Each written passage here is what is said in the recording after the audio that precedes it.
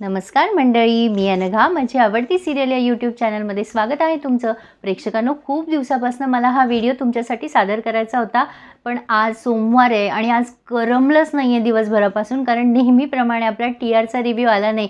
मला माहिती आहे तुम्हा सगळ्यांना पण करमलं नसेल ना, म्हणून मी मुद्दाम TRचा रिव्ह्यू घेऊन आली आहे. रिव्ह्यू म्हणून नाही, पण जे काही आपण आठवणी आतापर्यंत जगलो आहे ते सगळ्या आठवणी मी तुमच्यासमोर एक काही छोट्याशा वेळामध्ये, म्हणजे खरं तर हा छोटा वेळ पण पुरणार नाही आहे आपल्या टिपक्याच्या रांगोळीसाठी. वादळवाट, आभाळ माया, गंगाधर टिपरे, म्हणजे मी लहानपणी बघितलेल्या ज्या मालिका होत्या ना प्रेक्षकांना, म्हणजे कुठेतरी मालिका कशी असावी तर अशी, हे आपण ठिपक्याच्या रांगोळीकडे नेहमी बघत आलो आहे. म्हणजे मला म्हणजे रादर आपल्या सगळ्यांनाच, तुमच्यासारखीच प्रेक्षक म्हणून मी रिव्ह्यू देते हा.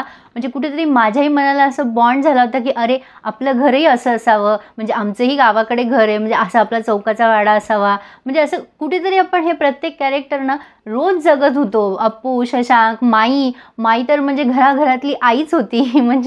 म्हणजे काय सांगू, वर्णन करायला शब्द नाही आहे. कुकी तर बेस्टच. कुकीमुळे त्या मालिकेमध्ये प्राण होता. आणि अप्पू शशांकची बॉन्डिंग पण कुठेतरी ना एक केमिस्ट्री आपण म्हणतो, जी आपण थोडीशी मिस केली मालिकेमध्ये.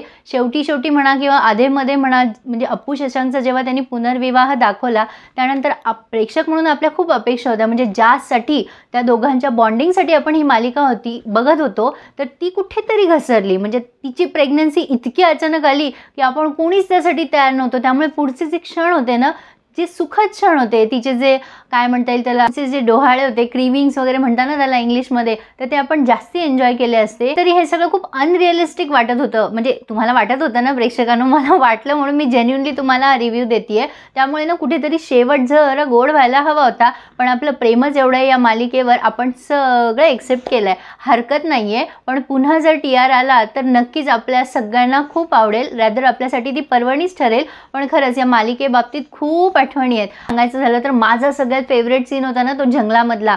तिथे असं कुठेतरी वाटलं की अरे यार, चलो अब ये केमिस्ट्री बन गई. आता अप्पू शशांकला प्रपोज करणार किंवा शशांक अप्पूला प्रपोज करणार, पण बाई खूपच ताणलं त्यांनी. त्याच्यामुळे असो, पण तरीसुद्धा आपलं काही प्रेम कमी झालेलं नाही आहे या मालिकेवरचं, ते असंच राहील. म्हणजे हा व्हिडिओ करण्याचा उद्देश एवढाच होता की मी आता ह्या चॅनलवर, म्हणजे हे चॅनल मी विशेष करून राखून ठेवलं आहे आणि TRचा रिव्ह्यू तर द्यायचाच होता, मेन रिझन तेच होतं. पण आता व्हिडिओच्या स्वरूपामध्ये मी अशीच तुमच्यासमोर येणार आहे या चॅनलवर. आणि प्रेक्षकांनो, तुमच्या प्रेमामुळे आणि म्हणजे मी खूप भारावून गेले की एका दिवसात ते चॅनल माझं मॉनिटाईज झालं. मला अपेक्षा नव्हती. मी खूपच टेन्शनमध्ये आले होते तेव्हा, कारण खूप मी मेहनत घेते, म्हणजे एडिटिंगमध्ये माझं पूर्ण एफर्ट्स देते. म्हणजे सगळेच जण घेतात, तो प्रश्न नाही आहे, पण असो, ती गोष्टच वेगळी आहे.